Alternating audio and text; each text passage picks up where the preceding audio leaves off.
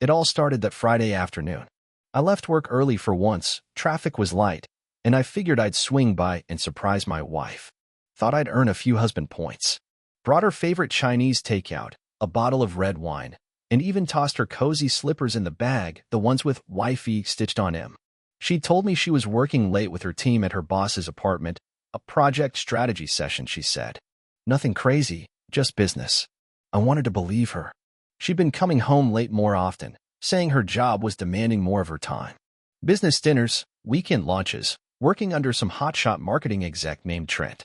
And every time she left, she wore a little more makeup than usual, a little extra perfume, and not the kind I bought her.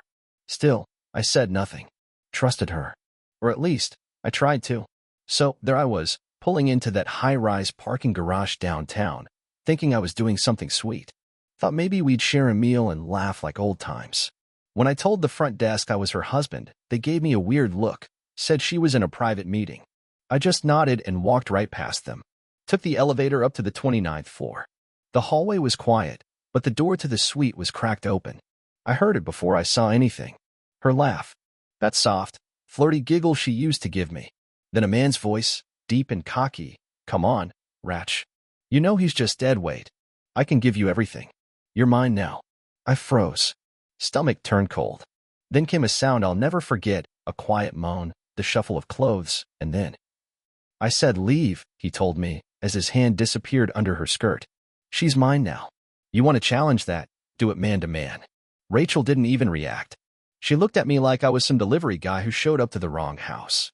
You should go, Kyle, she said, like I was the problem. That's when something broke inside me.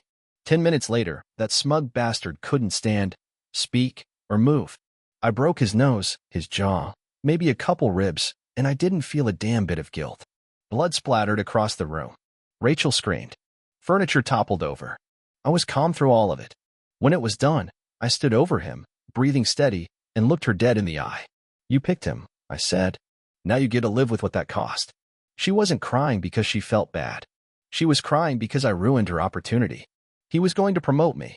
Do you even know what you've done? I blinked, just once, and walked out. But that wasn't the worst of it. That wasn't even the beginning. The next morning, I woke up on my brother's couch.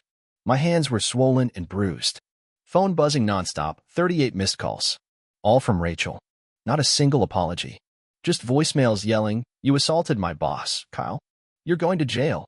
You blew up my career over nothing. Nothing. That word hit harder than anything she could have said.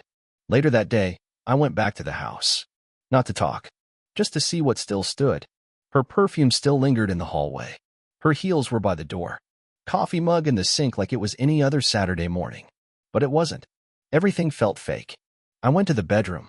Her laptop was glowing on the dresser. I know I shouldn't have, but I opened it. No password.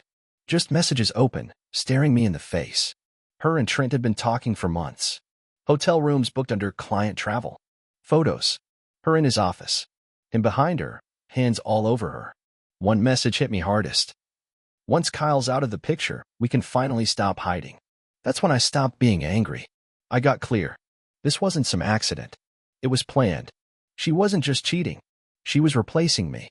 That night, she came home like nothing happened. Called my name. Walked into the kitchen and stopped cold when she saw me drinking a beer. You broke into my laptop, she said, like I was the criminal. How long? I asked. She rolled her eyes. Since February. You want a gold star? I wanted to scream. But instead, I asked, I was faithful. Even when you started shutting down, looking through me instead of at me. Yeah, well, she said, you stopped trying. You used to have goals, fire. Now you're just content. Boring. So you gave up, I said. She didn't flinch.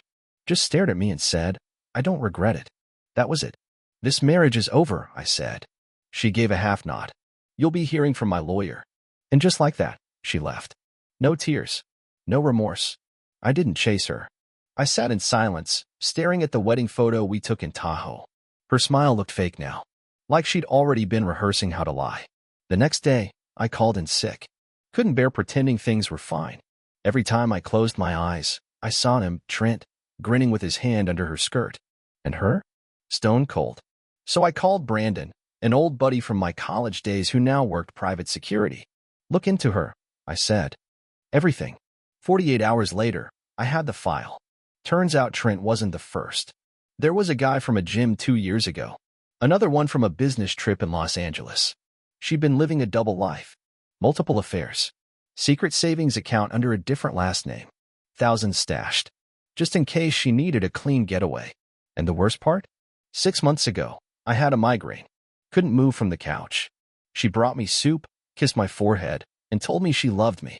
That same night, she snuck off and spent it with her gym guy. Yeah, that broke me. But I wasn't done yet. She brought me soup that night, rubbed my temples, kissed my forehead like she still loved me. And all the while, I'm sure she was texting him under the table. I sat on the edge of the bed later that night and let out this broken laugh, not the funny kind. The kind you do when the pain's too big to hold in. When crying doesn't cut it anymore. Then I did something I ain't proud of, I called her. She picked up on the third ring, voice cold as ever.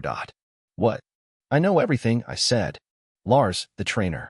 That secret account. I know it all. She didn't say a word. That silence told me everything I needed to know.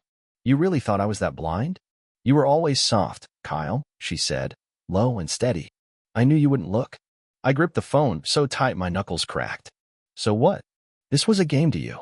No, she replied. It was survival. You think being your wife was some fairy tale? You were predictable, safe, and boring as hell. I stuck around longer than I should have. I wanted to throw the phone through the wall. Wanted to scream. But instead, I just sat there, numb. You're not even sorry, I said. And I swear to God, she chuckled. Why should I be? I got what I wanted. And you? You finally woke up. Congratulations. Then she hung up.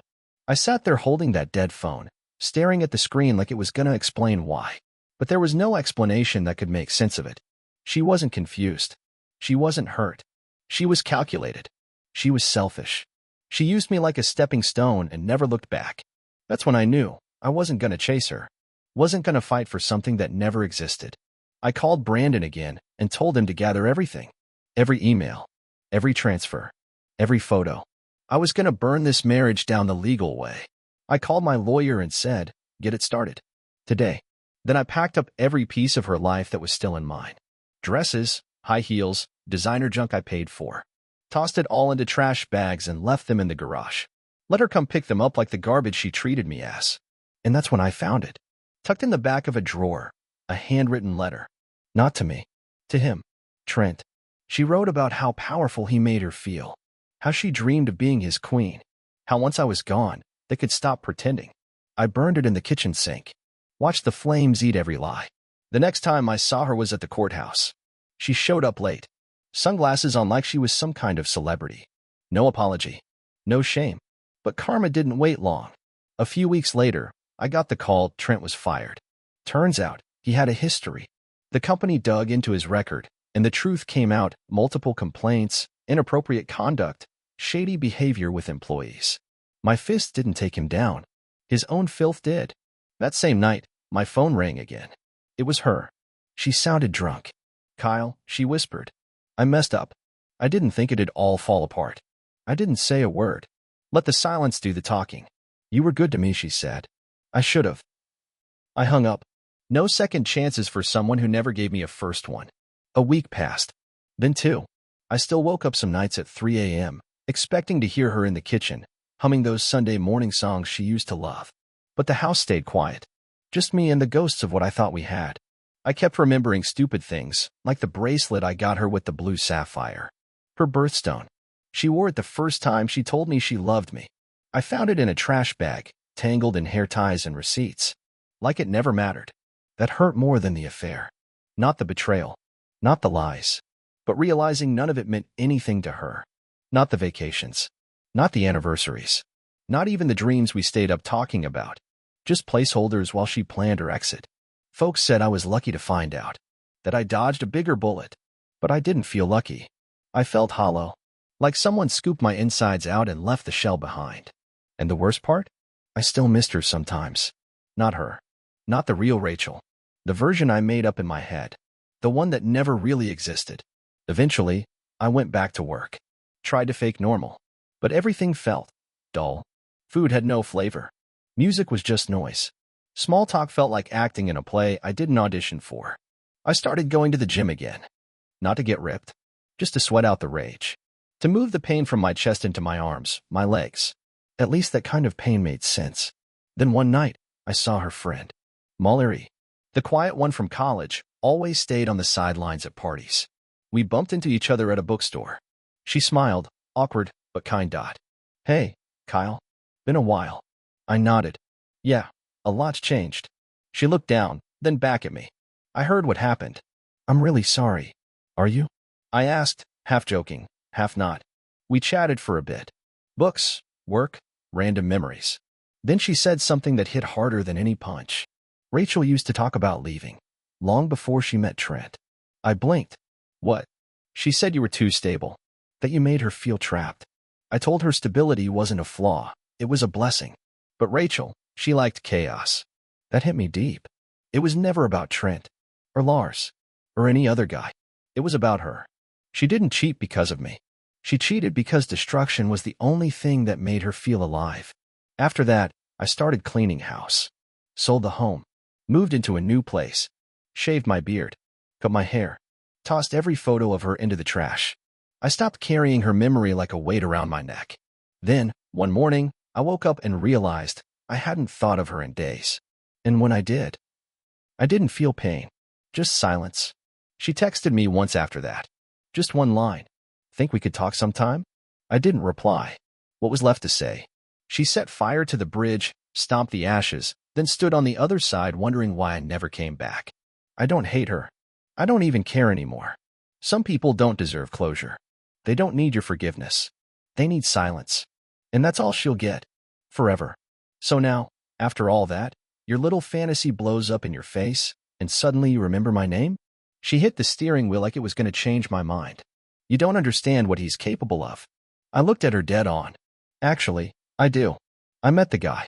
And if he's still the same weak little coward I dropped like a sack of bricks, then you'll be just fine.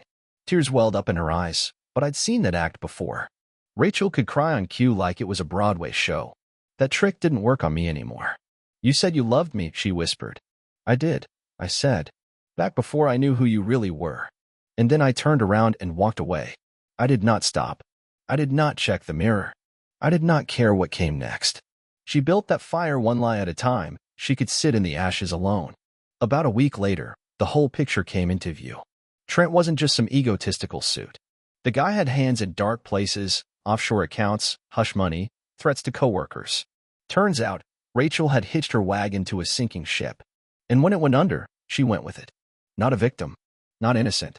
Just another casualty of her own choices. She lost everything. Her job. Her reputation. Her precious status. And me? I felt clean. That was the only word for it. Clean. No more checking old messages hoping they meant something. No more staring at the ceiling waiting for her to come home. No more pretending the woman I married still existed. I was free. You learn a lot from being burned like that. You learn that people don't always change. They just find better ways to hide who they've always been. You learn that loyalty without respect is just a leash. You learn how to see through fake smiles and phone flips and, I'm just tired. You learn that some people never loved you. They just loved how you loved them. So what do I say now? I say this. Listen to your gut. When something feels wrong, it is. When they start calling you boring, ask yourself who they've been comparing you to. And for the love of everything, leave it the first red flag. Not the 5th. Not the 15th. The first. Because staying does not make you strong. Leaving does. Somewhere in the middle of forgetting her and fixing myself, I started to live again. Not loud, not perfect, but real. I picked up boxing again. Not to fight, just to feel control. To sweat out what was left of her. The first time I hit the heavy bag without picturing Trent's smug face, I knew I was healing. Then one night, Brandon invited me to a bonfire by the lake. Said it would be chill. No drama. New faces. I didn't want to go, but I went. That's where I met Camille. She was not trying to be the center of attention. No fake smiles. Just jeans, a drink in hand, and a calmness about her like she had seen storms and come out standing. We talked. About life. About music. About awful movies. About bad decisions. Not once did she ask about my past. And I did not volunteer it. It felt easy. No eggshells. No games. She laughed at my dumb stories, and for the first time in forever, it didn't feel like I was auditioning for someone's approval. On the drive home that night, it hit me. I didn't miss Rachel. I missed feeling seen, feeling worth something. Camille did not fix me. She reminded me I could heal. We kept talking, met up, texted. She never clung, never played it cool just to reel me in. And when I finally told her the full story, Rachel, the lies, the boss, the mess, she didn't flinch. She looked me in the eyes and said, "That's some deep water you had to swim through." Yeah, I told her. But I'm not drowning anymore. Camille never tried to rescue me. She just stood nearby while I pulled myself out. And that's what made her different. But Rachel? She had to try one more time. This time it came in the form of an email. Rambling. All over the place. Half confession, half guilt trip. She missed us. Said she never realized what she had. Said Trent betrayed her. She was alone. I read it all. Did not feel much. Just a kind of emptiness. Not sadness. Not triumph. Just nothing. I archived it. Did not delete it. Did not respond. Just left it there, like an exhibit in a museum. A reminder. That was the real closure. The quiet kind. No final argument. No one last talk. Just a full stop. And now? Now I sleep. I breathe. I move through the world lighter. I do not watch doors anymore. I do not replay conversations in my head. I do not ache. Because heartbreak does not kill you. It introduces you to the version of yourself you forgot. And if you make it through without becoming bitter, you become someone stronger, wiser, real. You stop asking, "Why did this happen to me?" And you start saying, "Thank God it did." Peace doesn't crash in like thunder. It comes like tidewater, quiet and steady. One day you are broken. The next, you realize you are just living again. And then, it happened. Grocery store. Regular Tuesday. I was grabbing eggs and oat milk. Pushed my cart down aisle 4, and I heard it. Heels. That sound used to make my chest tighten. Now it was just noise. I looked up out of instinct. Rachel. She looked the same, but tired. Worn around the edges. Like life had finally caught up with her. Her mask had cracks now, and even her perfect makeup couldn't hide them. She did not see me at first. She was too busy ranting into her phone. Something about a landlord. Same voice. Same attitude. And then our eyes met. She stopped. I stopped. Not out of emotion. Out of reflex. Like running into someone you used to know before life happened. She opened her mouth. Maybe to speak. Maybe not. I just nodded. Not warm. Not cold. Just done. She smiled at me in that grocery aisle. Or at least, she tried to. It was one of those half smiles people wear when they do not know what else to do, tight, strained, empty behind the eyes. I just gave a nod. Not warm, not cold. Just done. Then I turned away. Not because I was mad, but because, finally, she meant nothing. That was freedom. I got back to my car, sat in the driver's seat, and exhaled. No racing heart. No trembling hands. No rush of memories clawing at the back of my mind. Just calm. A steady kind of calm I had not known in years. That night, Camille called. She had burned the rice again. "You still coming over?" she asked. Wouldn't miss it. I stopped at a little market and grabbed some flowers. Not the fancy kind, just ones that smelled like spring after rain. Simple. Soft. Honest. She opened the door barefoot, hair tied up, a smudge of flour on her cheek, and a smile that wasn't trying too hard. When she saw the flowers, she laughed. For me. I smirked. No, for the rice. She rolled her eyes and kissed me anyway. We ate on the couch, feet tucked together, plates in our laps.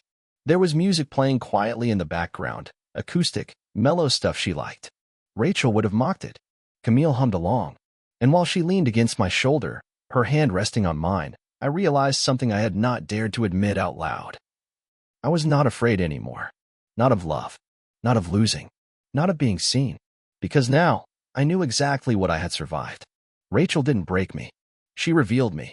She peeled back everything soft and forced me to see the parts of myself I had buried trying to make someone else happy. She showed me where my limits were, what I would no longer accept, and what love should never, ever feel like. And as much as I hated the pain, I needed it. I needed to fall apart so I could rebuild the right way. So if you are reading this, if you are in that pit wondering how the hell it got this bad, listen to me. You are not weak for loving the wrong person. You are not foolish for believing in them. But you will be stronger for walking away. You will love again. It will not feel like fireworks. It will feel like stillness. Like peace. 1 year later, to the day, Camille and I stood barefoot in the sand, hand in hand, watching the sun sink behind the waves. No fancy dinner. No big moment. Just her. Just me. And quiet, the kind you earn. She leaned into me, head on my shoulder. You good? She asked. I nodded. Yeah, I think I really am. Because this time, love didn't come with yelling or manipulation. It came in shared space, in simple dinners and inside jokes. It came without games, without fear. Camille never once made me feel like I was too much or not enough. She never punished me for being dependable or confused stability with weakness. She saw the cracks and never tried to fix them. She just respected them. That was new. That was healing. We stood there a long time, letting the ocean do what oceans do, wash away the weight. And somewhere between the breeze and the waves, the last of Rachel faded. Not with a slam, not with a scream, just gone. Just not there anymore. She became a story I once lived, not a wound I kept open. When I think of her now, it is like remembering a place I used to live, one I outgrew. I do not hate her. I do not miss her. She is just someone I knew in a chapter one closed. The man I was. The one who begged, who chased, who lowered himself to keep someone who already let go. He is gone too. He had to break to become who I am now. And now? Now, I am someone who knows exactly what love is not. And that knowledge made room for what love really is. So here is what I will leave you with. If you have been there, on your knees in the dark, questioning everything, do not chase the one who shattered you. Do not beg them to see your worth. Because someone else will. Someone who will not make you beg for attention or walk on eggshells. Someone who will not punish you for being consistent or mistake your kindness for weakness. You are not the hurt they caused. You are the choices you make after the fall. I chose peace. I chose freedom. And I built a new life, brick by brick, mile by mile, with my own hands. Without her. And that is the real ending.